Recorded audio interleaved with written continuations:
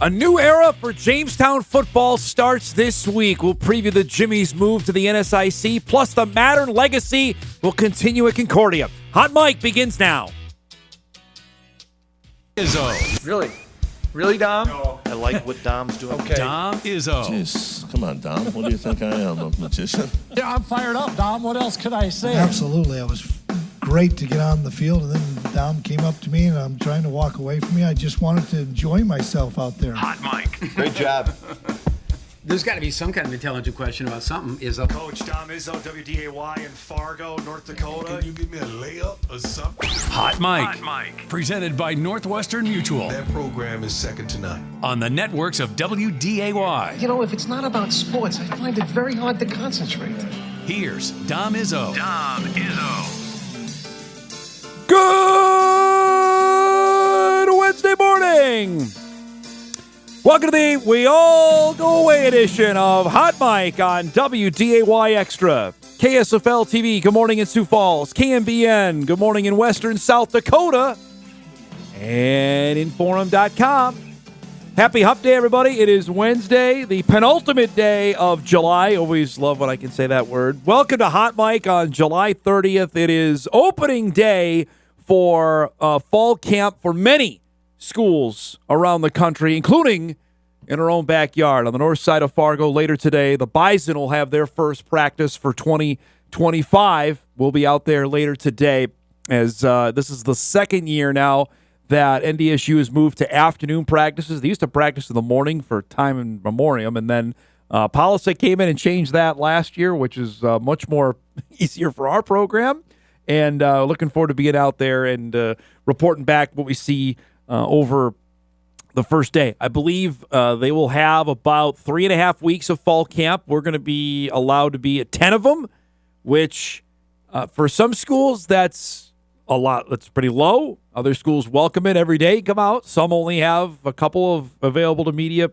At this day and age, you can take what we can get. And we'll be out there and give you every angle of what we know from fall camp in anticipation of the season opener, which is today, 31 days out from the Bison opener at the Citadel. And we'll get you ready for that coming up later on in the show as well. We've got 5 guys that we're going to preview to watch during fall camp. These are 5 players I picked that I think by the time we get to August 28th, 29th, they're going to be in the mix somehow to be playing for this upcoming football season. So we'll do that coming up later on in the show. Got a lot to get to today. We're going to be all over North Dakota stuff as we normally are on our program. We're just a week out from high school football practices get going in the state of North Dakota. We're going to check in on that. One of the top basketball players in the state made his commitment over the weekend to stay in state to play Division I hoops. You'll hear from him coming up later on in our program as well.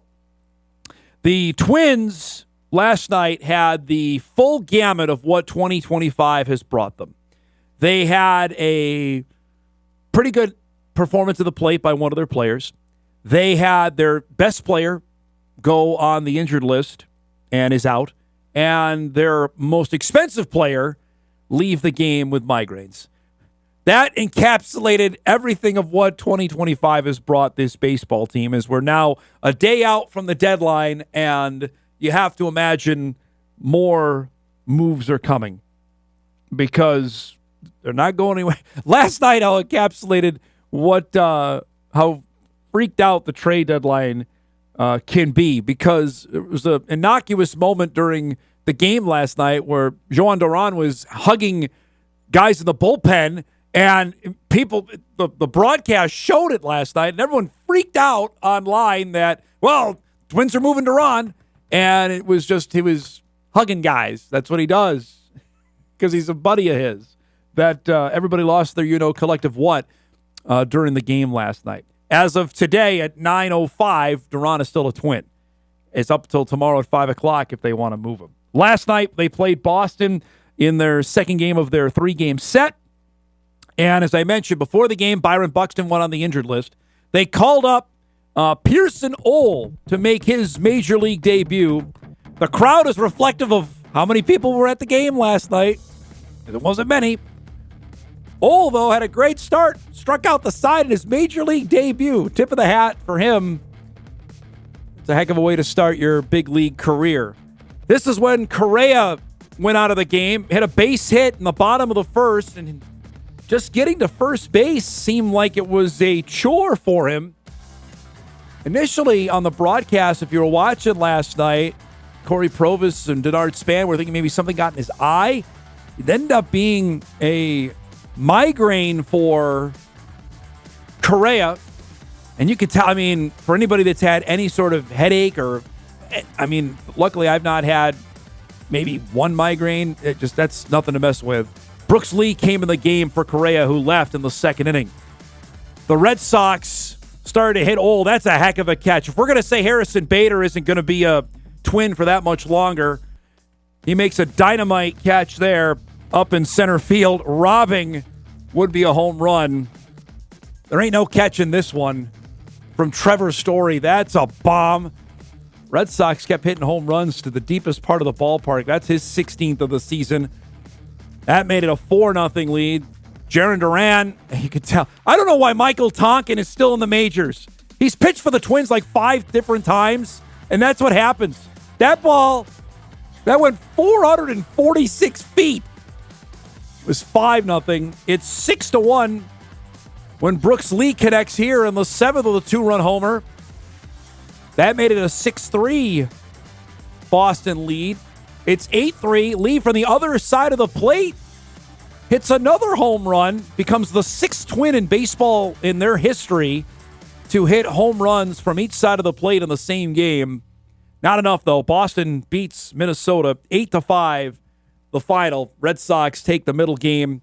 Lucas Giolito, a solid 6 innings last night, allowed just the 1 run and struck out 5 in picking up his 7th win of the season. Ole takes the loss in his big league debut. He was followed by Tonkin, who basically throws underhanded. Funderburk, Sands, and Varland went the rest of the way last night as the Twins dropped to 51-56 on the season with the loss. Series tied at a game apiece. They'll play the rubber game today. Matinee baseball at Target Field. Brian Bella will start for Boston. Mark of 6-5 on the season. Zebby Matthews off his best start in the majors. His last time out will go for Minnesota. And again, like I mentioned off the top, that ran the gamut of where things are at with the baseball team right now. You got your best player out as Buxton's out with rib inflammation, and that sounds awful. That sounds really painful. You've got Correa out of the game with migraines. Just a tough beat right now for the Minnesota 9. So we'll see how things go today as they wrap up their set with Boston. All right. We mentioned tomorrow it all begins for the National Football League. The first preseason game will get going tomorrow. Hall of Fame game tomorrow in Canton, which will feature the Los Angeles Chargers, as Antonio Gates, I believe, is going into the Hall of Fame. Another thing to make me feel old.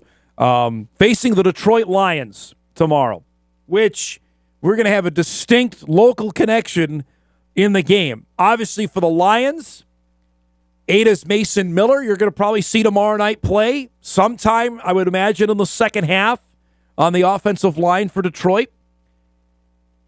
Now the Lions also have Tyler Roll on their staff.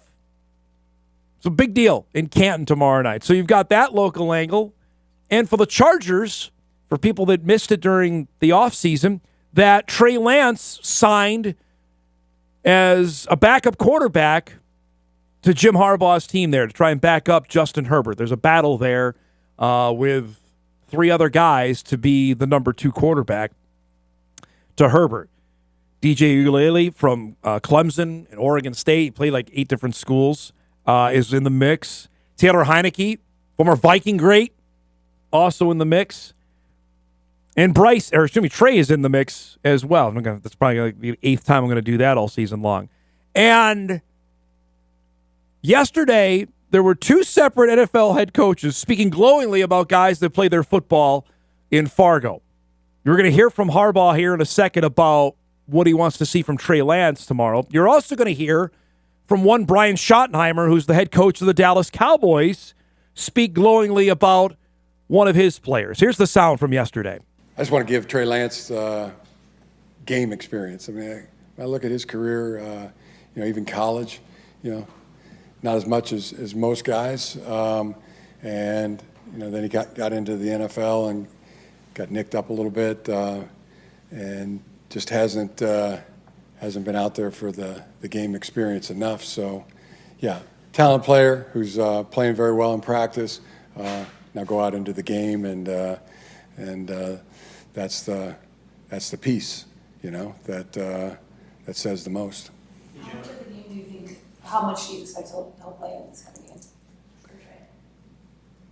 If all goes well, he'll God willing, and the creek don't rise, he'll play the first quarter, the entire second quarter, and then I'm going to have him play a drive into the third quarter as well. I'm going to say it again. You guys don't have to write it down because I know you're tired of hearing about it, but Hunter Lepke is an incredible football player. He really is. I mean, it's amazing. I mean, just his instincts for the game and what he does and what he brings, and the fact of being able to play 3-4 positions is incredible to me, and I can't say enough great things about him.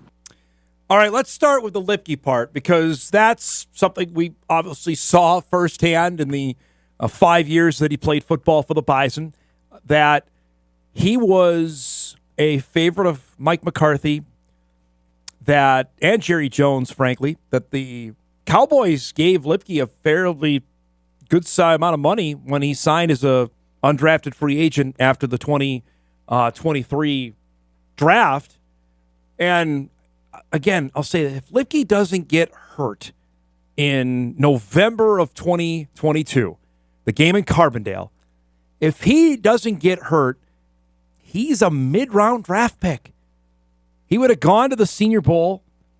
He would have done what every other Bison has done down there and blow their doors off, and he gets drafted. Now, as it is, he still made his way to the NFL, and Schottenheimer has obviously been there the last 2 years that Lipke has been there, and have to think that maybe he's going to get on the field more. If the head coach is talking that glowingly about you in training camp, have to mean that there's maybe more reps coming. Something to watch when preseason ball gets going for Dallas next week. As for what Harbaugh said about Trey Lance, that's something we've heard ad nauseum over the last couple of years. And obviously he didn't get any real reps in Dallas. He played the final game of last season against Washington. He's not really going to play a whole lot in L.A. Justin Herbert never leaves. Ask Easton Stick about that. But there is something to be said about being a backup quarterback in the National Football League. There are worse jobs in the world to do that. We'll have to wait and see. I'm really intrigued to see how plays tomorrow night. And again, you're not going to try and make any over-sweeping analyzations of the game tomorrow night because he's playing against guys that are likely not going to make the roster. It's not a slam dunk that he's going to make the Chargers roster. They paid him an awful amount of money when they signed him in the offseason. Doesn't guarantee anything. The guy has to play. We've heard that from everybody over the last handful of years. Since he was drafted number 3 overall in 2021, he's played a total of 12 games. He started 17 games in college. He played another, 3 or 4 beyond that. So he played a total like 20 games in college. He hasn't played. So to again have just a broad declaration that the guy can't play or he's not very good, I think again is oversimplifying it. He just hasn't played enough. Carson Wentz has played enough. You can have a evaluation there of what Carson's career has been. For being the number 3 overall pick, I don't believe you can. If you haven't played 20 games yet in the NFL as a quarterback, I don't believe you can just have it just doesn't work that way anymore with the age of social media and talk shows that everybody has to have an opinion. This guy stinks because he's on his 3rd different team since coming to the league 5 years ago. Again, remember the situations that he's been thrust into. Goes in the 49ers, plays right away, gets hurt. Brock Purdy becomes the most unlikely story maybe ever to become a starting quarterback. Gets traded, to a place in Dallas where, I mean, Dak Prescott is the guy. And he gets traded, what was it, literally a week before the season starts? So, I mean, he missed all of camp. He's not going to play. Cooper Rush is the backup in Dallas. And he's got a chance to play, one game over the last 2 years. So now, fresh start here. And again, not think that he's going to be starting anytime soon with the Chargers, but just a chance. He's working with a guy. If there's anybody, Harbaugh is able to see that in quarterbacks. Be intrigued to see how this plays out. We have a packed show coming up for you here today on this Wednesday morning. Our guest lineup is brought to you by Northwestern Mutual. I mentioned off the top of the show, a new era about to begin out in Jamestown. Division II football is here. University of Jamestown head coach Brian Mistro will join us in studio. We've normally got him at his office where the whiteboard behind him and normally giving away some part of game plan. He's here today. Can't imagine the doors are going to be ripped off when he comes in studio. We're excited about that coming up at 9:30. At 10 o'clock, Troy Mattern will join us, head football coach at Shanley. He was part of the North Dakota Coaches Convention is going on in town. So there's about 8 million football coaches here in town, including our beloved Mike Zier. I'm trying to get Zier to stop by before he goes back to Beach later this week. Troy will join us to talk, obviously, about Shanley and some big news about his starting quarterback, who coincides to be his son, who announced his commitment to play football at Concordia, continuing the legacy of Mattern's playing quarterback for the Cobbers. That's at 10 o'clock. And at 10:35, back on the show. We had him on about 3 weeks ago to chat about his recruitment. Now it's a done deal. Sage Hanson from Granville, North Dakota, announced over the weekend he's going to play basketball for Paul Sather at the University of North Dakota. So we'll check in with Sage about making it official. That's coming up at 10:35. That and a heck of a lot more here on a busy Wednesday. We come back. I've got the 5 guys to keep an eye on for Bison football as fall camp begins. That's coming up. We come back on a Wednesday morning edition of Hot Mic right after this.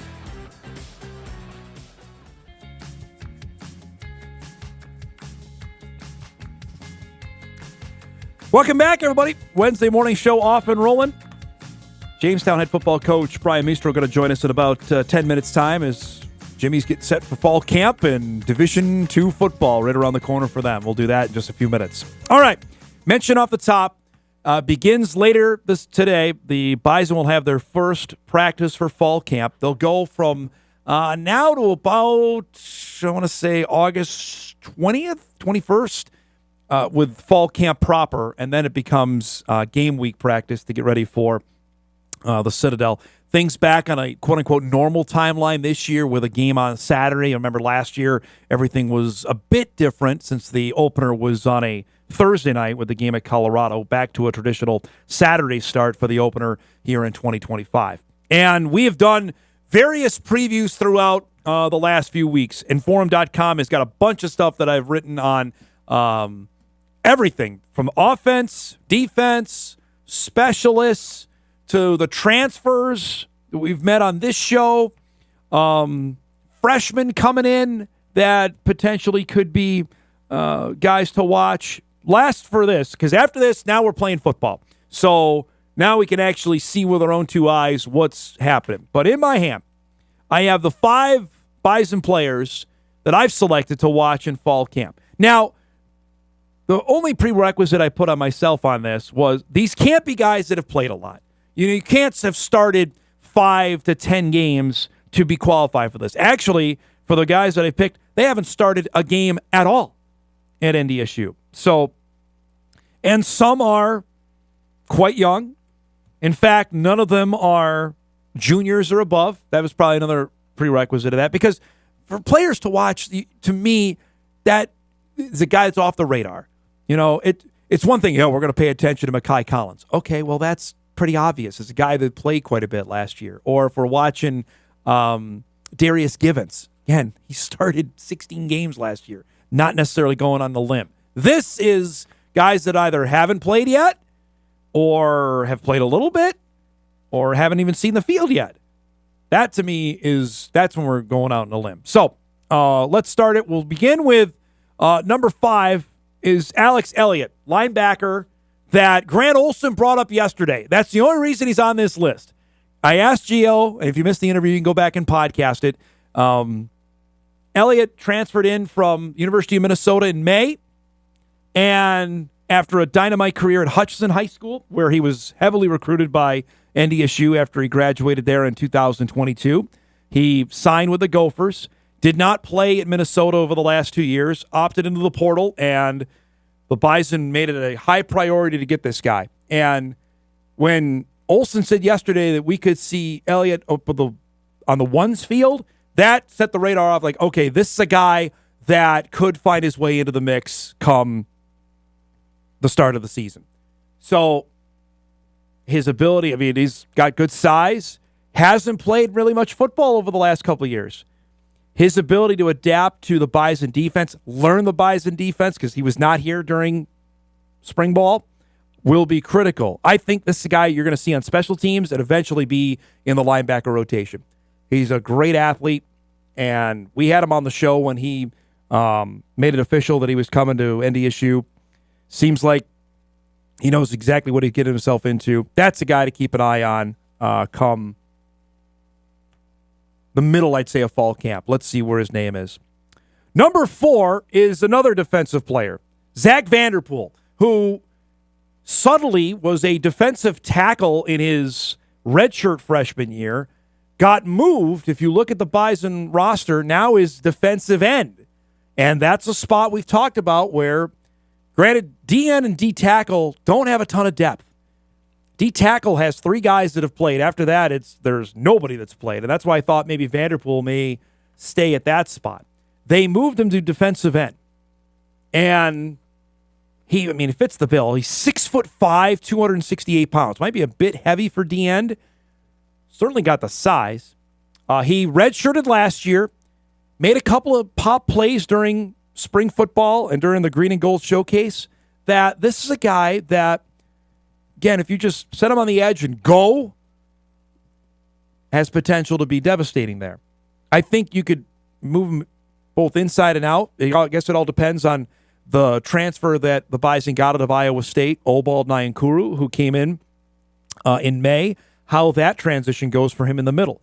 If that gives the Bison some more depth at defensive tackle, maybe Vanderpool can flex outside. Had a decorated high school career out of Byron, Minnesota. Great high school football program there. Bison are high on this young man. This is another guy that, again, hasn't played a down of football yet. This is second fall camp. Now it's time. Tim Polisic mentioned this to me in the interview we did, and you'll see the full broadcast of that during our Bison football preview specials coming up on WDAY and later in August, that the timeline now is moved up on redshirt freshman, sophomore. Like typically we always said, if you were here 3 years, it's time to see what you got. He said we might move that up now to 2. We've got to find out if we've got guys that can help us. And if not, then we may ask them to move on. They may want to move on, or if this is a player that may not help us until 3 or 4 years down the road. The evaluation time on all of this has moved up. So Vanderpool now is clearly under the microscope on that. Number 3 is a local kid. Fargo's Reese Kessel. Played his high school football at South, was a dominant player there for the Bruins. He redshirted last year.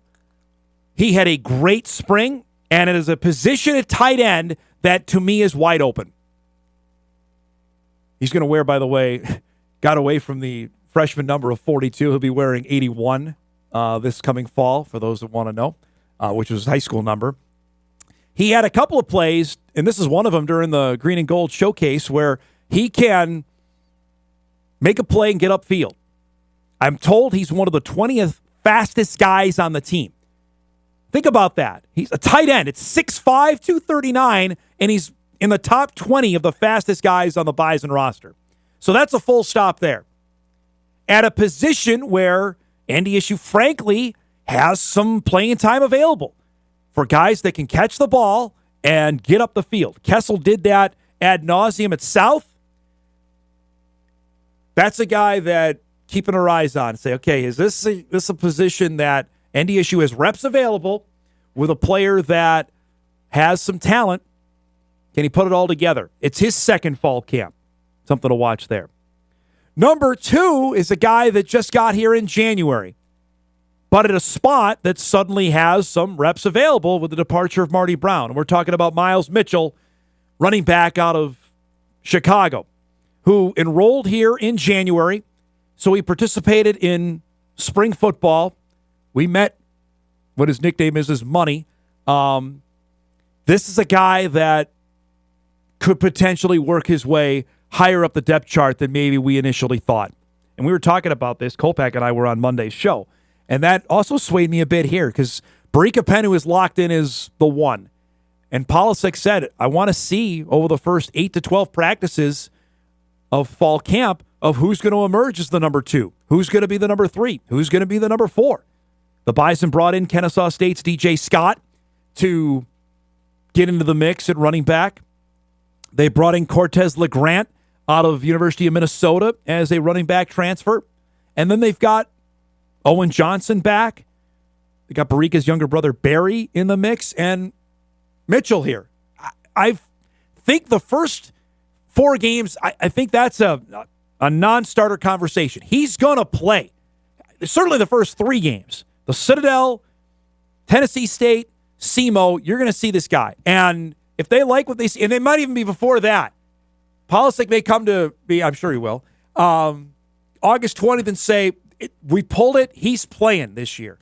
Because, again, you have to get rid of the concept of saving red shirts anymore. In the era of the portal, you don't have that luxury. If a guy can help you win, you got to play him because you don't know how long you're going to have said player anymore. That's why this is a potential guy that could help early on. Lastly, and this is maybe not a reach at all, considering the hype that's around this young man, but again, he's a sophomore, and much like Miles Mitchell, enrolled early, and that's Donovan Woolen, linebacker out of Frisco, Texas. So appropriately, we have him number 1 because he's wearing number 1 this upcoming season. Guy that played 11 games last year. I think he flashed in a couple games he got out there, and you could say the competition level, what it was. If you go back and watch the Murray State game, and I know that's a hard watch in the second half, he's making plays. Then here he does this in April in the Green and Gold Showcase. Made a great pick against Cole Payton over the middle in that. And again, you could say, well, it's practice, Dom. What are we getting all hot and bothered about? The guy's size, 6'4", 219 pounds. Let's just full stop there on what that athletic ability is. With Enoch Sibamana moving on into the portal, I firmly believe this young man's starting. That the linebacker unit, when they take the field in Charleston, South Carolina in 31 days, will be Nathaniel Staling in the middle, Logan Kopp on one side, and Donovan Woolen on the other. That's some athleticism at the linebacker spot. And this is a kid that played the position, played safety actually as well in high school. Actually was a wide receiver as well. There's talent there. So those are the guys. Alex Elliott, Zach Vanderpool, Reese Kessel, Miles Mitchell, Donovan Woolen. Let's save this. We'll come back on August 25th, probably when camp is done, and revisit it. See if I got any are accurate. Some that maybe have come way off the radar, like, oh, we didn't see that coming. Or some that maybe these are way off. That's the fun part of doing that. But those are the 5 players I put down to watch for Bison Fall Camp beginning later today. We're overdue for a break. We'll take one now. We come back. UJ head football coach Brian Mistro will join us in studio. The Jimmy's getting set for Division II football. He'll join us when we come back on Hot Mic right after this.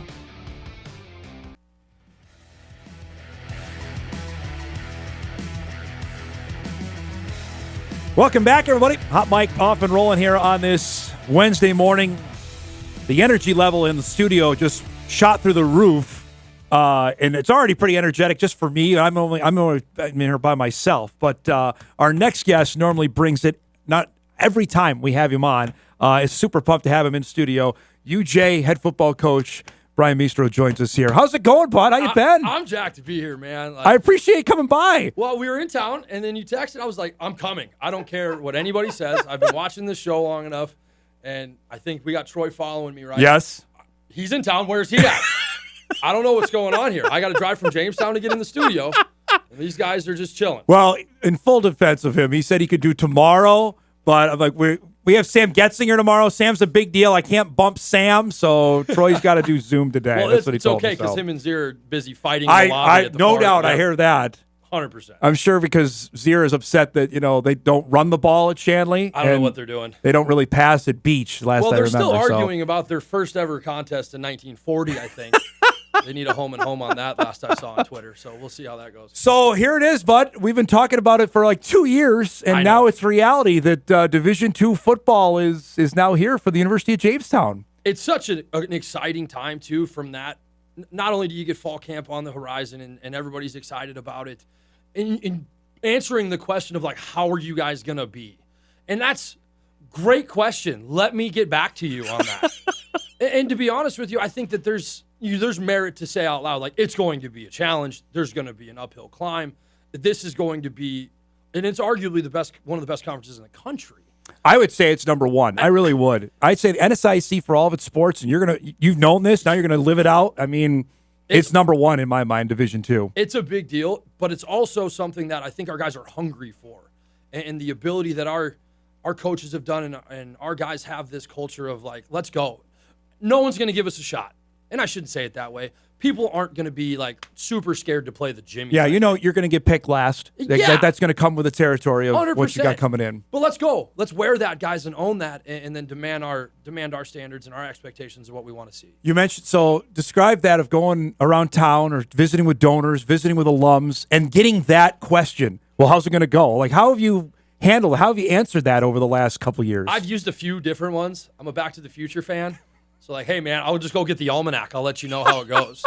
But to be honest with you, is if I know them well enough, I tell them the truth. Like, hey, this is going to be really tough. Yeah. But it's going to be fun and exciting, and it's going to show us a path in which we need to grow and develop and keep getting better. And then, some of the people that are just angry and mad that, the old DAC doesn't exist still. Yeah. It's like, well, we're going to do our best and give it a shot. It's not worth, diving into. No. But people that actually care about the Jimmies, like, they want to know, and I think that telling them the truth is the easiest thing. Like, we're going to give it everything we got. I'm intrigued as well, Brian, now for the hardcore fans that show up every Saturday, knowing the likes of the Dragons are coming, or Augie's going to come, USF's going to come eventually, maybe not this year, Concordia St. Paul, Mankato. That's a whole different level of competition than, no offense to Dickinson and Mayville and Valley. This is big deal that's going to be coming to Jamestown this fall. I had heard about going to Division II when I was in college, because Mary left in my freshman year, and then Minot left the year after I graduated, and it was kind of that trend anyway. And so, for the most part, there's some teams that we have played before in the past. I played against Southwest when I was a player. And then I remember seeing crossover film with Minot and Bemidji in the Beaver Bowl. And so, like, part of me was like, is it that big of a deal? But I didn't grow up here. Yep. And so there are some people that are like, yeah, this is dumb. Like, why are you guys doing this? But then there's other people that are going, yeah, a Friday night tilt with Moorhead and Jamestown, and Jamestown's going to be a pretty cool event to go to in this town. Yep. So I think that'll be, once people get used to it, like anything else, over time, it heals all wounds there. The biggest thing is obviously the paint bucket game. And we talked about that when you were last November, and how big a deal it was last November to play that game, win that game. How different is that going to be, not seeing Valley City State on the schedule? Yeah, man. And it's still a thing. We're going to be going through this process, and me learning as well. Even in our conference meetings, we're not set on structures of schedules moving forward. As of right now, it ain't happening. And so, but I don't think you can never say never, right? And I just, at some point maybe, but it gives a little bit of me. I was driving over here, and one of the best views in the country is when you got Valley in your rear view. And just saying that out loud and not being able to play them it's kind of moot now. Coach Mack will be mad at me for that one. That's okay. But it'll be different. That's probably the one to me, and living through the Bison and UND didn't play for so long, that especially for the older fans couldn't wrap their minds around that. I'm sure you get that quite a bit. Like, wait, so this isn't happening, and it's not going to happen for we don't know how long. Right. Correct. And even the older fan, and even some of my buddies that I play with, like, hey, what do you mean we're not playing for the bucket? Like, I don't get it. Well, yeah, man, that's fine. Like, go back to your accountant job. I'll figure this out later. Like, we'll get this squared away, dude. But just ultimately understanding that there's going to be a process to however non-conferences work and things like that. And then we have to gauge as a program, too. Like, is it, playing that rivalry game, how much does it affect anything else from, not that we're there by any means, but now you're looking at, NAI versus D2. Now the games count for records and all that stuff. And So there's just some things we'll have to navigate. I look at this, and this might be glass half full guy or pie in the sky guy, that when the Bison at South Dakota State became the rival, and it's no replacing Valley City State, but now you're playing Mary, you're playing the Dragons, you're playing Northern, that are all right there, that tends to me that could be pretty darn cool in its own right. I think it's going to be awesome. Throw Minot in the mix. Minot that's too. A thing we used to play, a team we used to play, and that was a thing because when I was conference championships in 07 was going through Minot. Yeah. So those are going to be awesome. And we played Mary last year at their place on a night game. It was packed, and so I just think naturally it'll come. And we're all recruiting the same type of kids now, and they're not looking at us and saying, "Hey, well, Jamestown, you're kind of my second fiddle now because you're not D2." Yeah. And I think it works differently for dudes. I think guys just have this. Every player on my team thought they were a Division II player anyway. So, they're jacked. And being able to recruit that way and have a little bit of a different want to, because now we're going to be playing some of those teams, is a big deal. How different was it this past recruiting cycle, going on the road and being able now to sell it that we are a Division II team? I was talking about this with Coach Dosh, who's back on staff. We have 4 commits right now in July. Yeah, right. Never had a commit in July in Jamestown. And so it has been really good for us because not only are we telling kids hey, come be the foundation of our Division II process here, but also you're going to leave your legacy. And when you're 75 and you're talking to your grandkids, win, lose, or draw, that's something cool to be able to say. I was a part of the first ever Division II team. Yeah. So there is some of that we've used, but there's also part of me that's I want it so much for our guys to be in an environment that's really cool, and a lot of these places are. This is big-time football, and I think our guys are going to really enjoy that. Everyone's going through the same thing now. How much did your roster change over from last year to what you have for this upcoming fall? So it's different. Ours was more graduation. We lost 9 starters on D, and they were a bunch of fifth-year guys. And so we didn't lose the portal stuff. I think we had a couple kids go in, and they went home. They were California kids that went to a junior college. Yeah. And so we didn't necessarily tip our hats to our coaches and our players because our culture is pretty cool. Our guys want to stick around in the middle of nowhere, North Dakota and Jamestown, man. Our kids love it there. We had 85 guys here this summer that are hanging out. And so I know that our guys see that on the horizon. I can't wait for the first conversation of a freshman, sophomore, all-conference type player that's hey, coach, what do you think? And I have a choice now. Hey, man, where do you want to go? I'll get you where you need to be because I'm going to use you in recruiting for the next kid. Or am I going to do everything in my power to, hey, man, your future wife is in the nursing lab. You should go over and hang out with her.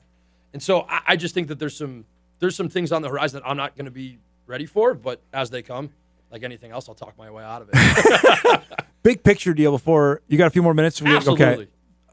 For how much flexibility has your bosses give you, knowing full well, okay, the challenge is way different now. The competition level is way different. This is now your 7th year, I believe. Going into my 7th crazy as head coach. To say, we're going to take some lumps, but you got to bear with me because I have a plan of what this could be like in 2 to 3 years. So got hired by a guy, Sean Johnson. He left after year 2 or 3 with me. And then we hired Austin Hebe, who was at Northern. And there was some connections there. And we just talk. I think anytime you go through something like this, and I think it's in any profession, if your communication is transparent between you and the people above you, the expectations and the standards and the vision that we have, everybody knows what we're doing. Everybody's on the same page. And so when we've talked about it, and I'll be candid, hey, are we going in and I'm telling my boss that we're going to win the NSIC? No. But I'm also not telling him we're going to go over and you better give me 10 years to figure this out. I don't think the wins and losses is really the metric right away. Hey, man, do your kids love you, and do you love your kids, and are we graduating dudes, and are we competitive? And then now that's subjective, too. What's competitive mean? Correct. Because competitive versus Mankato, Bemidji, Duluth, Augie, it might be looking different than Southwest and CSP and other teams on our schedule that aren't right there. Right. But then I would argue, look back at the NSIC since the old NCC school came in. How many different teams not with a hockey program have won the NSIC in the last 20 years? Yep. So, there's a tall bill for everybody in our league to get to that point. Yep. And so I think, for me, I'm a one-day-at-a-time guy anyway. I love Jamestown. I'm not going anywhere. If they're going to have to pry me out of the office. And then they're probably going to pry me out of the office and put me somewhere else. I'm going to be the guy in the office just asking for my stapler because, I ain't leaving. So get ready. Let's break. We come back. We'll chat about this upcoming year's schedule you got coming, the teams that are going to be coming to Jamestown this fall. Back with UJ head football coach Brian Mistro in studio. We wrap up hour one of Hot Mic right after this.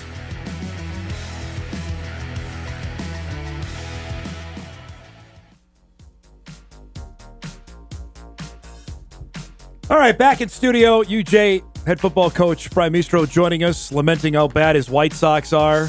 You weren't expecting them to be any good this year anyway, though, right? No. We kind of knew that was coming, but and it's double the worst because my wife, her sister married a guy whose dad is the pitching coach at the Rockies, so we've been watching the Rockies at our house too. So God bless Coach Darryl. There's a lot of losing happening on our TV. That's not great. We're going to put up your schedule for this year. I don't know if the league did you any favors here. This is what you got cooking with opening with Augie. The first D2 home game is Southwest State. Then Mankato comes in. Last I checked, Mankato's not bad at football.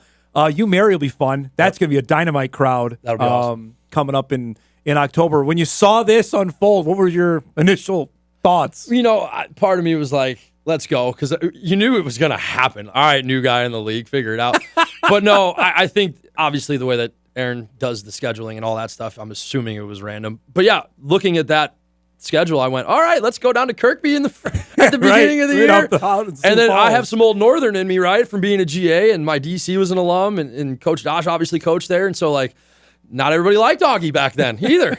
But Coach OJ's been awesome. He was at St. Olaf my first year at Concordia. Oh, okay. And so I didn't know him, but obviously super nice guy, and just listening to him talk in some of those meetings, wealth of knowledge and things like that. So it'll be fun. The games, I can just think with Mary, Minot, Northern, MSUM, those are, to me, seem like it would take on greater significance. Is that in your mind as well, that those are going to be bigger than the other 7, so to speak? On the record, every game's a big game. Yes, thank you. Every game's a big game, and we're going to challenge take the same approach. Yeah, for sure, man. I tell the guys that. But no, yeah, it should. They're an hour and a half away. Yeah. And I think you're not being truthful as a coach sometimes if you know that, hey, we're in recruiting battles with these 4 schools for the local kid, and we lose them. Like, you want to beat them. Nope. In everything that you do. And I think, yeah, in the hometown crowds, and you start getting some of that, and the rivalries and the tailgate that can come from those things that we haven't had in a long time. Yeah. We had with Valley, and then last year with playing in the North Star, we had a little bit more of that. But when we were in the GPAC, there was some of those games where, it was the family bowl because it was just the families in the crowd, and that was it. Yeah. And so I just think it's a really fun time. And not that I have a ton of experience as a graduate assistant, and it was a long time ago now, but it's just a fun thing to be a part of. And I really enjoy how the NSIC runs itself and how the operations are, and just the sheer professionalism that is about it. It's really fun to be a part of. What's the energy like on campus now? But this is here. Like, everyone's coming back. It's August in a couple days. Like, here we go. It's beginning. I'd be lying to you if I don't feel a different vibe from our kids. I think coaching-wise, we're still who we are. Like, we're wired differently. Like, everything is the most important thing at that moment. But our kids, I think that there's a little bit of a different type of chip. And especially, I'll speak across campus. Like, they know what we're getting into, and they want to be the best that they can possibly be going into it because they've heard so much from so many people of, like, why are you doing this? Why would the NSIC take Jamestown? Yeah. And I think there is some of that on our kids' plate of, like, okay, now are we going to go in and dominate? God, that'd be great. But I think across the board, our kids know what people are saying and why they're right, wrong, or indifferent on social media and however you want to use it. But I think using that to your advantage and some type of extrinsic motivation is going to create some internal motivation and self-discipline to do the things that you want to do when you know you don't have to do them. You mentioned to me earlier that your players already believe they're D2 players, but obviously you didn't recruit them to be Division II players. How much coaching, what can you do during fall camp to prepare for this jump that's going to happen in a month? It really isn't. Mindset-wise, I think you want to believe that you're the best player on the field at all times whenever you step on the field. Now, there's a self-assessment that you need to have and some humility that goes along with that. But I think challenge-wise and opportunity-wise and competition-wise, our guys want that. And so from a football standpoint, X's and O's, we are who we are. We got a new offensive coordinator this year, so spring went a little differently. But I think from a who we are and how we're going to coach, I'm going to love the heck out of our kids, and I'm going to make sure that they know we're going to hold them to a high standard. and they know I got a size 10.5 that I'll put directly on their keister if they need it, man. Like, that's just the way it is. So I think our guys are going to be ready, and we'll see. I don't know how it goes. I'll grab my almanac, man. We'll figure it out. Your guys know you played? You have to dig out, black and white video to show that you were a player? The VHS tape? I wasn't sure if we had DVD or not. I think we had some DVDs, yeah. But no, they probably know too much because I start off every team meeting with, well, back when I played. That was a cool thing. But no, I think they know my passion for it and being a Jimmy and what this place means to me and the things that it did for me. And I think that goes into, I listened to our basketball coach talk this morning at the coaches convention. And who are you? And what do you identify as far as what type of coach you're going to be? I was coached by a bunch of awesome people through high school and college. And one of the things that shined through everything else, they cared. And my goal is I'm just going to care about the kids as much as I possibly can. And let's go out and win some football games while we're trying to do it. It's hard not to, and I've said this to you, not even on the show, but not be energized by you. Does that come naturally? Have you always been that way? I think so. I'm really feeling the second hand of that because my kids are very similar and they don't stop, man. And my wife, God bless her heart, I don't know if she knew what she was getting herself into, but Nolan was doing we're watching Monday Night Raw. Oh, okay. Oh, well, man. Yeah. We had it on Netflix and DVR'd it or whatever. Yeah. And he's doing flips and somersaults at 10 o'clock last night, Tom. And I'm like, dude, it's bedtime, How old bro. your son? He was the 6-year-old. Okay. 8-year-old was already out. 2-year-old was sleeping too. But Nolan's my problem. We got issues with him, man. But yeah, why be another way? Like, for me, this is who I am. Yeah. And so when people get to know me, they realize that. I think right away I can come off car salesman-ish or ego or whatever you want to call it. But nah, man, this is who I am and how I am. And some people really like it, and some people can't stand me. It's fine. Yeah, be comfortable with yourself, man. That's always, as I've gotten older, I'm sure you've realized this as well. I'm fine with myself. If you're on board, great. If not, that's fine too. Hey, I'm always changing things to get better, but I ain't changing who I am. So I know that. All right, Mattern, I don't want to make him late here, so we gotta go here. My last question: how will you judge a successful year this upcoming season? One of the things that I thought about when being asked that question, one of the biggest components that I want to see is the retention in our team. Are guys going to give up and bounce? Or are they going to believe in what we're doing and see the vision that we have and stick it out because they know that no matter what, the foundation that they're laying as we move into this thing, after 4 years, they're going to sign off and close on their house. And they built this thing all through 4 years. Now, did they build some type of shanty or did they build a mansion? And I think wins or losses won't define that. Now, that's something that a coach might say that might not win a lot of games, right? But to be honest with you, I'm going to judge it based off of how is the experience of my kids? Are they loving this place and doing the things that they need to do and giving me their all? If I lose the kids, I'll bounce. But I won't. I will do everything in my power to make sure they believe in what we're doing so that way we can be as competitive as possible. This was awesome, bud. I appreciate it. We got a couple emails to make sure if you're a weekly guest. Hey, bring it on. I don't know if I can don't know if I afford reached you. your status yet. Come on. Lockway's on every week. You and Lockway, we can do this, right? I can knock this out. We could do well, that. I got to compete with them, so we might as well win. Right, that's what I'm saying, Now that you're fighting for recruits and all that could make for some great TV. Thanks so much for doing this. Good luck this year. We'll chat soon, all right? I appreciate it. Thank you. Brian Mistro joining us in studio. University of Jamestown head football coach. Jimmy's open fall camp on August 12th. We'll break. We come back. Troy Mattern will join us. Shanley head football coach. Big week for the Mattern family. That's coming up when Hot Mike returns after this. This is Hot Mike. Hot Mike. On the networks of WDAY. WDAY. Here's Dom Izzo. Welcome back, everybody. Hour 2 on this Wednesday morning, ready to rock and roll.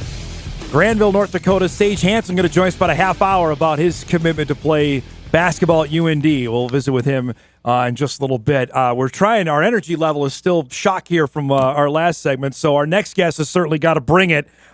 He does each and every time. It's been a busy summer for the Mattern family, and by the way, they get football going here at Shanley next week. Great to have Troy Mattern join us this morning. All right, the bar's set high. Mistro came in here and was rocking, so you got to deliver here this morning. Well, I'm not a big Red Bull drinker or power drinks, but I don't think I can ever get to Mistro's level. I've tried to match that for years, and I'm not even going to try. So you're going to get who I am, Dom. I knew that. First off, I should have introduced a soccer dad because you were traveling the country with your daughter who was on the Dakota Fusion down in Tampa a couple weeks ago. Yeah, it was incredible for Eiley, incredible for our family. I think I now have an understanding of what offsides is. My first daughter played soccer for 4 years. Eiley's been playing forever, and I think I now understand that. I'm still kind of questionable on what fouls are. Yeah. Decide to call what foul, but yeah, it was very exciting for that team, obviously, to win a national championship and just to continue to win and win and win and overcome tons of adversity, and it was pretty cool. And obviously for the kids to have to see their emotions, and yeah, it was pretty cool for that whole group. That had to be just a brand new experience. You've done football, obviously. You've done all the other sports. What was different about this one to experience?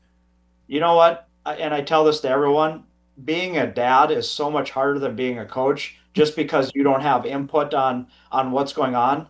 I was more nervous for those games than I've ever been for Dakota Bowl. I mean, it's crazy because you want so much for your kids. You want them to succeed. You want them to reach their goals. And every dad and mom want that. So that was me. And yeah, I was a mess. So I'm excited to get back to football where I actually have some control in the outcome of the game, good or bad, right? There's no right, exactly. That's fantastic. And the big news in the Mattern family obviously continued late last week because your son Jackson announced he's going to go play for Concordia. So the Mattern lineage will continue with the Cobbers. How did this all come about?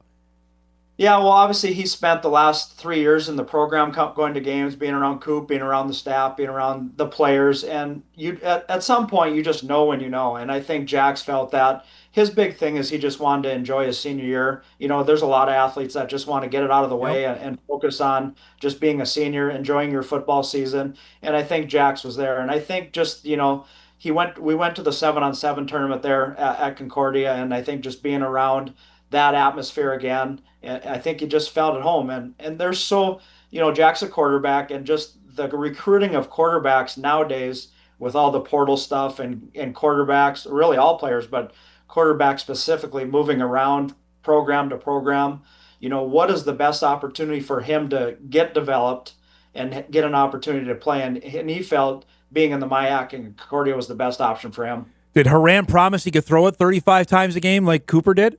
Well, you better. You know, otherwise, we're not signing up. And it's actually a lot with Coach Pollock. We talk a lot with Coach Pollock, and you know, we have some philosophy differences on scheme and whatnot. But it's a good fit for him. Obviously, with Concordia changing their scheme a couple years ago, it does fit in directly to what we do at Shanley. So the transition should be seamless. And you know, and obviously seeing Coop do it for the last 3 years. You know, Jax just wants to be able to emulate what his big brother did. How much did Big Bro talk to Little Bro about that? Did he let him do his own thing, or was there a lot of interaction for what you knew or saw? Yeah, I think they got a truly special bond, not only as brothers but as quarterbacks. And I think Coop did definitely have some influence. But I think it was just the experience that we saw in Coop. You know, Coop grew up at Concordia, and I think Jax saw that firsthand. And obviously he saw the success that Coop had at that level as well, and just the camaraderie and the brotherhood. You know, a lot of Cooper's roommates and teammates would come over to our house. We'd feed them, and I think Jax got to see that as well. And he just loves that camaraderie, and to be able to stay in the Metro, I think, is a big part of it too. To be able to have family and a support group, watch him play, and you know, like I said, it's just a good fit at this time for Jax. I think I can speak for everybody in Big School, North Dakota, that nobody was upset that Shanley struggled last year. You get that sense that, hey, we're a little retribution or revenge tour in 2025? No question. That started right after that last football game. And probably more importantly, from the outside, yeah, that was important. But to our kids, that was the most important thing, that, you know, because those kids got to live 2 totally different seasons. Yeah. And I give a ton of credit to our senior class. They stepped up this offseason. We're putting up numbers in the weight room. Speed, leadership is probably the biggest thing we've seen. So credit to our kids. I'm really excited to get started next Thursday just because of what we've seen in the walls of Shanley, of what's transformed over the last 9 months, because these kids, they don't. The standard is the standard at Shanley, and they live up to that, and they believe in it, and they know there's expectations that are in our program, and they want to make sure that they do right. And I think they've definitely put in the time to put us in a successful situation. How tough was that for you personally? All you know is having successful winning seasons. What was challenging, or what you learned as a coach last year? Yeah, it was difficult for a variety of reasons. Obviously, winning football games is, we've been very successful winning a lot of games. But I think the biggest thing that I struggle with is we actually probably the first time in a long time, if ever, we had some division within our program, and that kills programs. Everybody knows that if you're going to have wins or losses, you just want your team to stay connected. I tell our parents all the time, it's more about the wins and losses. It's the experience, right? We get 4 years with these kids. We want the experience to be second to none. We want it to be the Disneyland of high school football. And I don't think our kids got to experience Deacon football. And that was probably the most heartbreaking thing for me. So it's my job as a head coach is to fix that or direct it. And, we're doing some things this offseason to make sure that team camaraderie, eliminate the division, because at the end of the day, we're a brotherhood. They got to do it together. The wins and losses got to come together. But when there's finger pointing and things going on in your program, you're never going to win, especially on the scoreboard. But you're not going to win in the experience either. So that's been our big message this offseason. Is that something you saw, you heard? How did you get aware of that? Was it obvious? It was right in front of your face? To both, but I think you obviously feel it too. We come from a pretty rich tradition of high school football, and the expectations are very high for Shanley football. And obviously now that we're at the bigger class too, the expectation is coming off 2 Dakota Bowls. They think that's the standard now, right? So and we've been in half the Dakota Bowl since I've been at Shanley, so that is our expectation now. So when you fall short of that, people are going to be a little frustrated. The players are frustrated. All the stakeholders get frustrated. And for me, that's really cool. That's exciting because the program is where we expect it to be. So when we do have those type of seasons, that makes us feel proud, but you can't make it the norm now, right? So we have a huge season in front of us, and we got, the scheduling gods then with this new rotation, they gave us Bismarck Century, Mandan, Bismarck High, and Minot out of the gate. So there's no poor Shanley with the scheduling people. So it's time to get to work. And if you would have said that 5, 6, 7 years ago, that's going to be our non-conference schedule. Can we stay at AA, please? Nobody's going to feel sorry for you saying that, I guarantee it. Yeah, I know. But having that, how much of is that going to be a tester? Say, you're going to know what your football team is by the time EDC play comes around. 100%. And that's what we want. Like I always say, our vision every year is to be in the conversation. When you talk AAA football, we want Shanley to be mentioned. And how do you figure out if you're mentioned or not? You play the best of the best, and that's what we love to do. And the whole league, even the EDC across the state, it's going to be a pretty balanced schedule. So we're excited to get going and really see, like I said, what is the growth we made from last year to this year? Did we fix what we needed to fix to get back to the standard of Shanley football? So really, that's my biggest excitement going into next Thursday is to see, all right, we're here. Let's go perform now. With Horace into the mix, Troy, how much does that change things now? It's obviously wonderful because it's one more game in our Metro, so we only have to leave Fargo twice. So we're getting closer to where we were back in the past. Even 3, 4 years ago, we were out west 3, 4 times.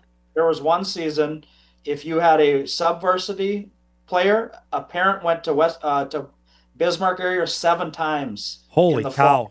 Yeah. So we've eliminated that. We're getting smarter as we go. But, yeah, Horace is ready. Obviously, the success they had last year, Harvey does a great job there. And we're excited that they're up. And, again, for us, it's a conference game. It's an in-town game. It's a rival game. Both fan bases get to come out and enjoy it. So we're excited that they're on our schedule now. To see, you've lived it now, the level of football in the city, just Fargo proper, West Fargo as well, I'll throw in there. What's the biggest difference maybe from 10 years ago to where we're at right now? Bigger, faster, stronger, and that's across the board, football in general. It's become a bigger, faster, stronger game. And I think, the coaching staffs have gotten so innovative. Some people have went back to the old school way. Coach Wehrmeyer brought back, Yes. the 40s and the 50s. And, there's many like us where no temple spread. Yep. So just the variety of football has changed. There are no, you can't just go into a game. You got to prepare. Everybody's so different. And that's what makes it fun, is just the uniqueness of all the different coaching staffs. And, and there's some that are so traditionalist, it's fun to see. We open up, like I said, with Century. Coach Wingenbach, I was talking to him yesterday. This is his 42nd season. We know what we're going to get with them. Yep. And it's just the history of all the great coaches that have been a part of North Dakota football, and the talent level. I think probably, the talent level used to be there in the past, but now that the exposure these kids are getting on a national scale, Yep. It used to be that all the great kids were going to NDSU or UND, but now, the nationals have started to figure out, Yep. man, there's some pretty good talent in our state. We need to dig into it because NDSU, UND have done it right.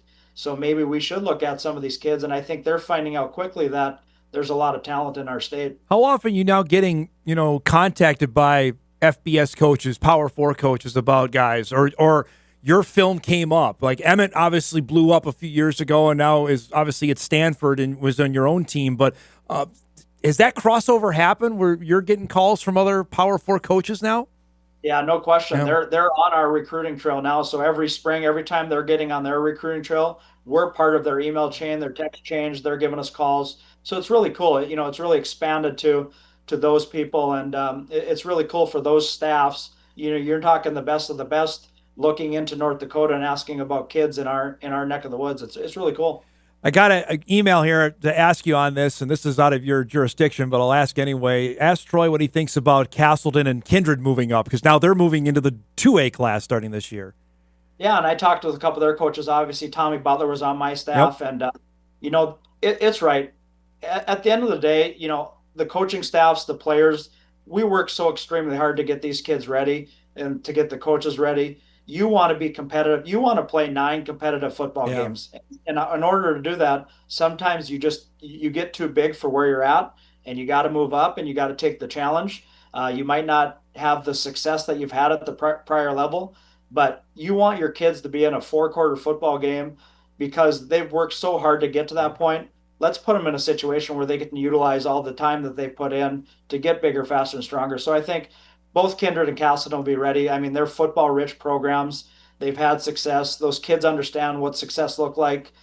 So I think it's a good move for both programs. Yeah, that's what you just said there. We could put as just a blueprint for teams to move up. That's what because I know there are games that you coach where how often were your starters even playing in the third quarter some years? Yeah, exactly. There were many times we had them out at halftime. Yeah. And there's times when our practice would be more competitive than Yeah. our game, and that's not right for kids. No. And it just makes it really changes the mindset of what you have to do as a program, and that's what we're doing. We're setting our kids up for life. Life is hard. Nothing's going to be handed to you. You got to work hard each and every day, and that's what we expect our kids to do in the weight room, on the football field, in the classroom. Because when you step outside of Shanley High School, when you step outside of college, each and every day is the grind, and you got to be ready for it. And that's the ultimate goal of high school football as a coach, is you're trying to set these kids up to be successful in life. Has Feeney told you about the whining coming from the Twin City schools coming to Moorhead yet? Well, I'm listening more of Kevin, what his schedule looks like in September. He's saying some pretty big blue bloods of Minnesota football. Yes.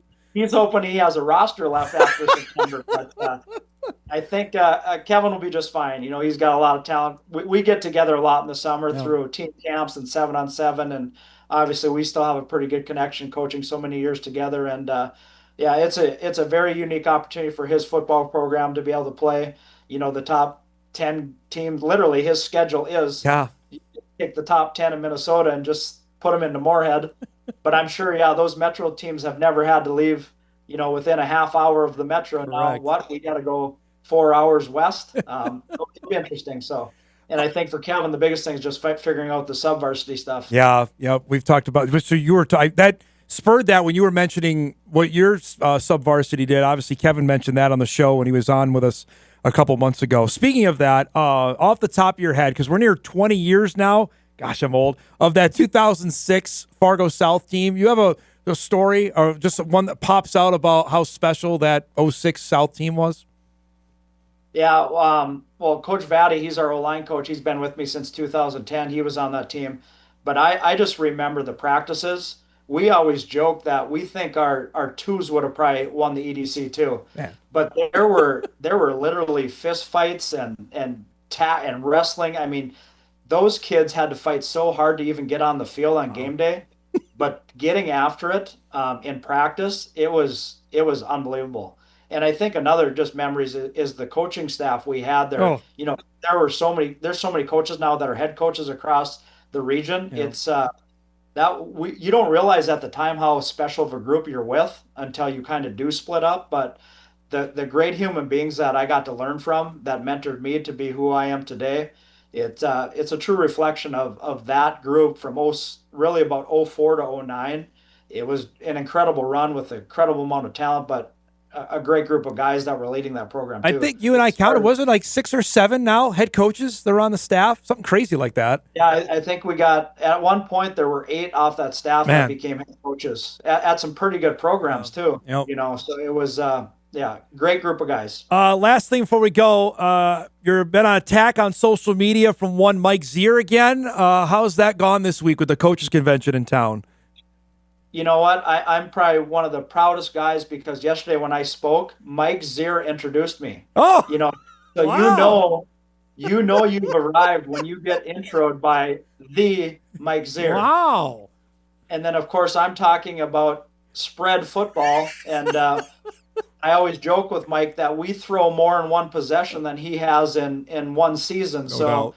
I don't think he was really listening to my presentation because we might not be on the same wavelengths in terms of scheme, but Mike does that whole group, and I'd like to give a little shout out to our Coaches Association because they do such a phenomenal job, you know, getting our coaches ready for the season, but getting the convention together and getting good speakers and connecting our coaches. And we just got to continue to get more coaches involved, especially our young coaches, because it's a great avenue for all of us coaches just to get together and learn from each other. Does he bring up the beat Shanley football score? I'm assuming he did that, correct? Oh yeah, he does. Yeah.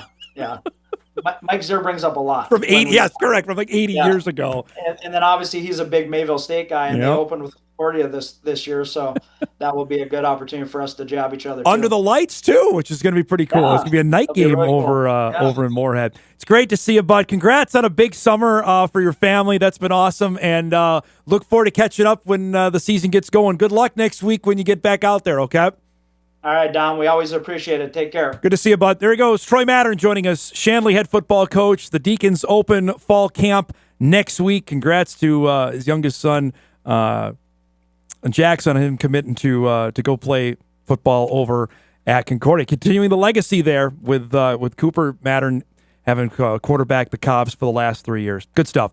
We're over to for a break. We caught up. We got a few emails to get to. Some trades are going down in baseball.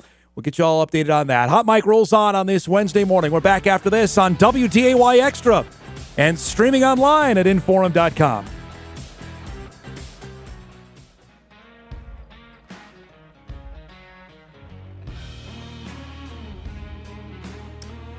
Welcome back, everybody. Our thanks to Troy Mattern for joining us. That was good stuff. Looking forward to fall camps beginning a week from tomorrow in North Dakota. August 7th is the first day for practices in the state. That's actually late because I think some years we've started August 2, August 3 maybe last year. So with the calendar shifting a little bit, it's a more respectable start time. Minnesota, I believe, starts the 12th, I want to say. So that's when everything gets going on that side of the river. A couple of updates here, trades or non-trades going down. The Yankees made an acquisition for Austin Slater, outfielder from Chicago, from the White Sox. That is, if you read into that there's either two things out of it. One, the injury to Aaron Judge is maybe more serious than the Yankees are letting us know. Judge is out with an elbow injury. Or two, they believe this is some sort of depth that Judge will be back and he can provide some depth in their outfield. One way or the other, I don't know if this is the guy that's getting them over the top. Gage Zeal is the right-handed pitcher, is going back to the White Sox, who's their 18th overall prospect from the Yankees, is going back to Chicago in that trade. That's been so far. That's been it. Also, just to update, because we talked about it, and I had a couple people ask me, because we mentioned it on Friday's show, about Happy Gilmore 2. The numbers are out, and this is exactly what we talked about on Friday. Netflix reports the movie earned 46.7 million views this weekend. It was the biggest U.S. opening weekend for a Netflix film on record, shooting up to number 1 on the streamer's top 10 chart. The original Happy Gilmore clocked it at number 3, earning 11.5 million views. So, and this is how, by the way, they define views on this, because it's different than, obviously, regular television. As total hours watched divided by the total runtime, meaning that it's not 46.5 million people who simply clicked on the movie and watched a few minutes. This is the approximate number of viewers who completed the entire film. That's still 50 million. I mean, there are major movies that are being released in the theater that aren't getting that. So clearly there was an audience for it. I have yet to see it. I've set aside time this weekend that I'm going to do it. Again, for the people that I've heard from on it, these are ones I tried. The social media blast on it, you knew was going to come. The reaction I've had has been, some have really liked it. You said, you know exactly what you're signing up for when you get it. And that's what I said on the show on Friday. It's like, we're not going to get high drama here on this. It's been nearly 3 decades in the making. So, again, it's not going to be, Gone with the Wind if you're a big Gone with the Wind fan. I'm not. But, you're not signing up for The Godfather. It's the sequel to Happy Gilmore. But like I mentioned, people were dying to watch it. They've got nearly 50 million views. That's pretty darn good. So that's the latest on that. All right, we're due for a break. We come back. UND new basketball commit from Granville, North Dakota. Sage Hanson will join us on his decision to commit to the Fighting Hawks. Coming up, we come back. Final half hour right after this.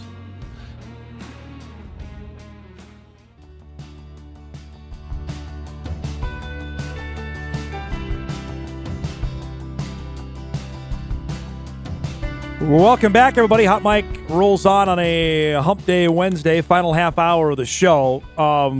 We mentioned this on our Best of the Weekend on Monday in terms of, it's a huge basketball recruiting weekend here in the state. Bison men added a player. Bison women added a player. UND men added a player as well. For our next guest, we just had him on the show about 3 weeks ago, and now it's a done deal. I'd like to say we were maybe a good luck charm to Sage Hanson, who announced, I believe Friday afternoon, that he has announced that he is committed to play basketball at the University of North Dakota for Paul Sather's team, and he joins us now. Okay, so first off, congrats. Second, when we chatted 3 weeks ago, did you have it like maybe it's coming, or did it just, hey, when it felt right, it's time to make a decision?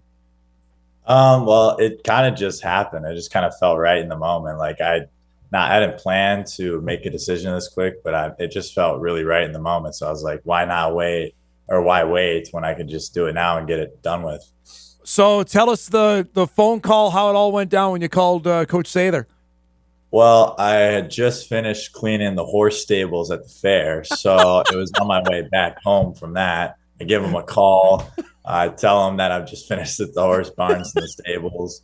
He had a good laugh, and then I told him that I just want to be a Fighting Hawk, and it was pretty quick, short to the point. He kind of understood that I wanted to get home and shower, of course. So, what were you thinking about basketball when you're cleaning the horse stables? Yeah, I was. I was thinking about it last night, and then I was thinking about that morning. I was like, well, I think I'll just give him a call after this real quick and just get it done. Was it something about it, like, you know what, I don't want to do this anymore, I'm ready to commit myself to basketball? Like, what was the thought process when you're doing that? It was kind of just like, he's been showing me a lot of support, Coach Sather has, and he's been always at my tournaments, always giving me calls, and I've always liked the campus at UND, and that's kind of the thoughts that was going through my head as I'm shoveling poop, of course. So I just was like, you know what? I'll call him up. Let's get it done with. So You told us when you were on a few weeks ago about the almost like the pop-in visit you had there. For people that missed it, Sage, give us that visit you had to Grand Forks and what stuck with you to say I can see myself being here for 4 to 5 years. Well, it was a pretty quick visit. It was kind of on the way back. We were heading back from Chicago, so it was pretty quick. But he showed me around the facilities, kind of pointed out some things, and of course pointed out the hockey stadium there, which is one of the greatest in the country. And he kind of just talked to me. We had a really good talk when he sat me down and offered me.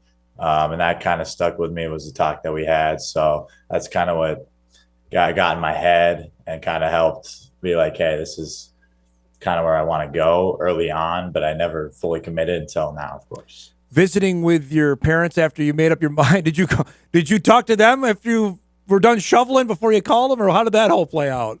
Yeah, I did talk to him. I texted my dad. I was like, hey, I think I'm going to commit now. He's like, it's kind of a weird time. You just got finished shoveling poop. But I was like, you know what? I kind of just want to do it now. He's like, all right, then. What was to have it done with?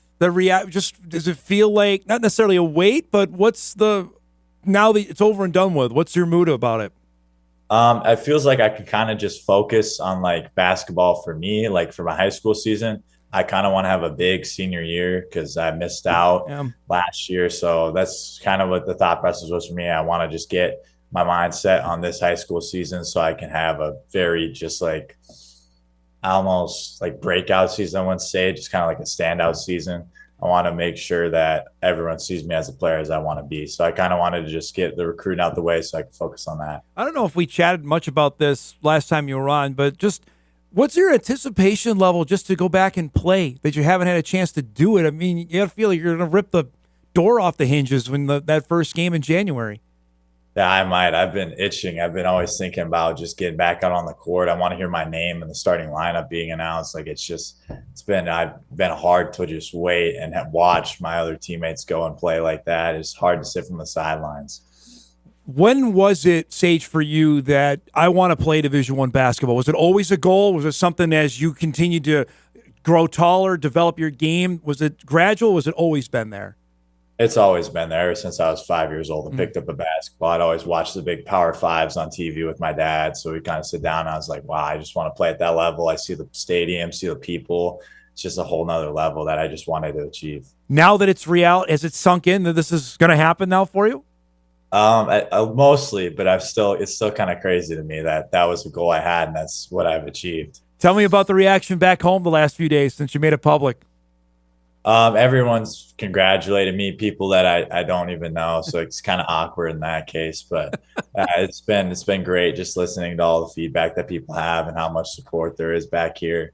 Do you imagine once you are able to play that attention level is going to be higher, scrutiny level is going to be higher? How do you feel you'll handle that? I feel like I'm going to handle that pretty well. I know that the expectations are definitely way higher now. I've already had people kind of be like, hey, is he really, he doesn't seem like a D1 player, all that talk, of course. You know, there's always going to be people that are going to criticize you, but I just can't wait to just get back on the court and kind of show them like, hey, I am a D1 basketball player, okay? I just want to get back on the court and just prove myself again. For people that haven't seen you play, give us the description. How would you describe Sage Hanson, the basketball player? I feel like I'm a tall forward. I'm very versatile. I can handle the ball well for my size. I feel like I can get into my shot pretty well. I'm a good shooter. I can take it to the rim. I'm a lob threat. So if you catch me on a bad cut, you miss me, I'm up in the air already dunking. And on the defensive side, I can guard all 5 positions. I move my feet pretty well for my size. And even if I get blown by, I can recover and get up and block your shot. That's pretty good. Have you rehearsed that one? Have you been asked? How many times have you been asked that? A few times now, but it's getting easier every time. No, that was good. What do you know about? I mean, watching Summer League basketball. Have you visions? I can fit in here. I can see myself playing at that level. You know, I've watched a lot of like college basketball over the year, and I've kind of like noticed what it takes to like be a player at that level and like what kind of role you have to play in. So yeah, I have like watched a lot of like film. I've even watched some UND films, kind of see where I can fit myself in as a player in their system. So yeah, it's definitely been something I've keeping my eye on. How big a deal was your buddy Carter Evanson committing there? Was that a factor at all? And you wanted to go there too? He did recruit me hard. He was probably their second hardest recruiter. I'm not gonna lie. He was in my ear every day. He's like, hey, you should come to UND. Hey, are you going to come to UND? Hey, can you commit to UND? Every single day. It was text. So that was definitely he was a big recruiter for them. How much? So did you call him after you called, how long was Carter down the list of people you called? He was probably the second person I called right after, because I texted my dad because he couldn't answer my call. And then I called Carter and I was like, hey, I just committed. He's like, really? Finally? I was going to say, was he excited or was he like the finally part of it? Last thing before we let you go, and I really appreciate you doing this morning, from being from a small town, North Dakota, Class B guy, to have this happen, just as I guess sunk in that, man, all the hours I did this, that now this is going to be reality here in the not too distant future. Yeah, it is. It's kind of like I go and I shoot my gym. It's always empty because it's a small town. So kind of seeing that, like, hey, all this time that I put in this empty gym, this small gym back at home, it's kind of paid off. And I kind of am thankful for the fact that we have that facility open for me, and that it's helped me so much to be able to progress my game forward and put in hours and hours of work that I'm able to go D1 finally. What's the first time you dunked? How old were you? I think I was just turning 15. It was just before I turned 15 I dunked. It was at the YMCA. Was there anybody else there? Yeah, there's my friends, his name is Bone, and then my other friend Jackson. They're both my teammates. So did they get it on video, or like did you have to prove it, or like did they back you up your story like, hey, I did it? They backed up my story and they told me to just prove it at open gym if anyone doubted me. That's awesome. Appreciate the time, bud. Congratulations. Stay healthy. Look forward to seeing you play this upcoming winter. And thanks for the time, okay? All right, thank you. Sage Hanson from Granville, North Dakota. TGU standout that he'll be back on the floor coming up this January. For those that don't know the story or missed it from our why January, basketball season starts in November. Sage transferred before last season to a prep school in Utah. His dad fell ill. He decided to come back home. They petitioned the North Dakota High School Activities Association for a waiver to allow him to play. The waiver was denied. It got some traction I know in the forum picked up that on that story. There were letters written in, but the petition was denied. So he was not allowed to play varsity basketball at all last year. And as part of that, he's not allowed to play until January of 2026. Whatever TGU's first game is after the calendar turns, that's when Hanson will be eligible to get it back out there. And that, you can debate the reasoning on that. The high school association made its case on that. Frankly, I didn't do a ton of backstory on it. I know what happened. They have their medical experts checked on what his dad's condition was. You can go either way on how you feel about it. They made a ruling. He did his work on the AAU circuit. Obviously, what UND saw was enough for them. Dave Richmond was in the same boat. The Bison offered the kid as well. He decided to go to UND. So, but that's why you will not get to see him until January is the backstory for that reasoning. So UND now with two North Dakota guys. Evanson from West Fargo Horace, their first Division I men's basketball commit. And now Sage Hanson joining suit. So the Bison have decided they've got a guy from South Dakota, a guy from Minnesota, and a guy from Illinois as part of their 26 class. Because it invariably will happen, and that debate will rage when those guys get on campus. And if they turn out to be good players, that's the conversation we always have. Oh, I didn't recruit this guy. Well, maybe they were looking at someone else. That's just, you can't get everybody. You want to get guys in your own backyard. Heck, I'm sure the Jackrabbit fans are feeling that. The Bison just got a kid out of Brookings. When's that happen? I can't remember that in my time here. I'm sure the Jacks fans, he's probably not that good. That's Always, how fans talk about that stuff is always amazing to me. All right, we're overdue for a break. We'll take our final one. We'll get caught up on everything, get you ready for a busy Sports Wednesday. We got Twins baseball during the day. Maybe we can go wash your car or something. I don't know. Hot Mike will wrap right after this.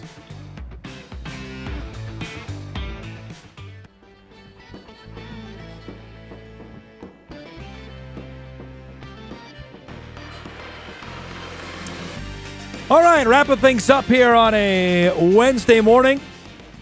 Again, reminder, Bison have their first practice of fall camp later today. We'll be out there. We'll have a full breakdown coming up on the show tomorrow. Looking forward to that. Later in the week, on Friday, we'll be joined by West Fargo Horace baseball standout Kason Borkart will join us about what his summer has been like traveling across the country. He's, again, one of the next local baseball studs in our area.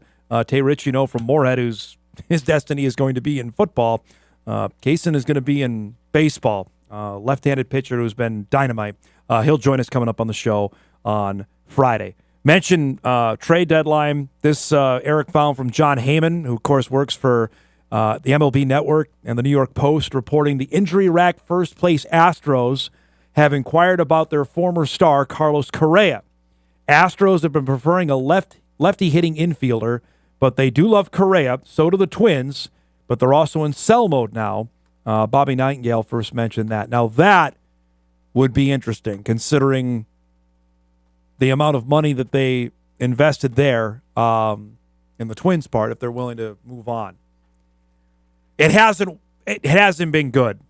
We talked about it late last week or maybe early this week. This has been a lost season for Correa. And say whatever you want about going in with eyes wide open about signing that deal, knowing his injury history, that two other teams balked at signing him to long-term deals, and the Twins still went and did it. He's not been the same player. He's not the same player defensively, and he certainly hasn't been that way at the plate either. So that one would be eye-opening. I don't know what you get back for a guy like that either if they decide, because that's off the radar of the guys we've been talking about that potentially could move. But never know. We'll know in about 30 hours or so, 35 hours before the deadline comes on what the Twins end up doing. Also, just announced from our friend Craig Haley, the preseason watch list is out for the Buck Buchanan Award, which, of course, goes to the top defensive player in FCS football. North Dakota State has two guys on that list. Logan Kopp is one. The other is Toby Anene. And I was just told by Ryan Peralt, who's NDSU's sports information director for football, said that Toby told him yesterday that's the correct pronunciation of his name. We were told another thing for the last couple of years, that it was Anena. He says, no, it's Anene. So if you hear that when I call his name this year, because he's going to be a factor on the Bison defense, that's the correct pronunciation of his name. So appreciate for that. So Anene and Kopp are the two on the Buck Buchanan watch list for North Dakota State. South Dakota State has Kobe Claiborne out there. They're great defensive tackle who came back for his senior season. Looking, Ty Nightcamp from Illinois State is there. Just scanning if any other Valley guys got in there. Jake Anderson from Illinois State. Redbirds are getting a lot of love, folks. We'll see. That's happened routinely. They won 10 games last year, so there's a good reason why, but they got to beat one of the top Dakota schools. They haven't done it in a decade. Longer for the Bison. It's been a while since they've beaten the Jackrabbits, too. They got to do that. Then you get my attention. All right, let's do some What to Watch before we get out of here.